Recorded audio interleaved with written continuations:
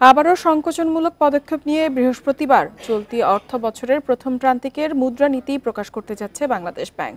এবারও মূল লক্ষ্য হবে নীতি সুদের হার বাড়ানো ও টাকার সরবরাহ কমানো, যাতে মূল্যস্ফীতি নিয়ন্ত্রণে আনা যায়।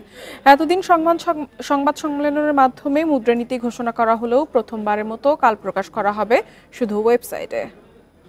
এখন জন্ম সনদ দিয়ে খোলো বিকাশ স্টুডেন্ট অ্যাকাউন্ট। নিজের বিকাশ নিজে কর।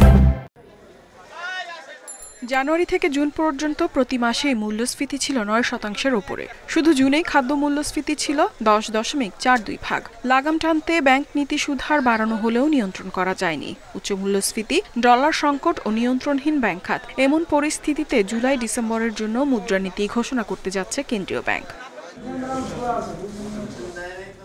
বর্তমানে নির্ধারিত নীতি সুদ হার 8.5%। নতুন মুদ্রানীতিতে তা 25 বেসিস পয়েন্ট বাড়তে পারে। পাশাপাশি ডলারের দাম বেড়ে 118 টাকায় উঠেছে।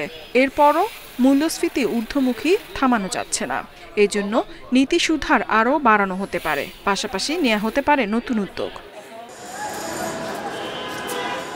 তবে ব্যাংক খাতে সুশাসন নিশ্চিত করে ঋণের সুদহার কমাতে না পারলে মুদ্রানীতি দিয়ে মূল্যস্ফীতি নিয়ন্ত্রণ ও বেসরকারি খাতের বিনিয়োগ বাড়ানো সম্ভব নয় বলে জানিয়েছেন অর্থনীতিবিদ ও ব্যাংকাররা। ব্যাংকের মনিটারি পলিসি দিয়ে সব কন্ট্রোল করতে পারবো, আমরা সেই কন্ট্রোলে এখন নাই। আমাদের একটা প্রভাবশালী গ্রুপ এখানে কাজ করছে, তারা ক্রনি এই কাজগুলো তারা ব্যবসাও কন্ট্রোল করে, রাজনীতিও কন্ট্রোল করে, ওই মানি বা ব্যাংকিংও তারা কন্ট্রোল করেন। ওই সুশাসনটা ফিরে এনে আসা পর্যন্ত আপনি desired result for the general people পাবেন বলে আমার একটু সন্দেহ আছে। মূল্যস্ফীতির হার 6% নামিয়ে আনতে গত জানুয়ারিতে সতর্ক ও সংকুলনমুখী মুদ্রানীতি ঘোষণা করে বাংলাদেশ ব্যাংক। ইফাতারা, independent news.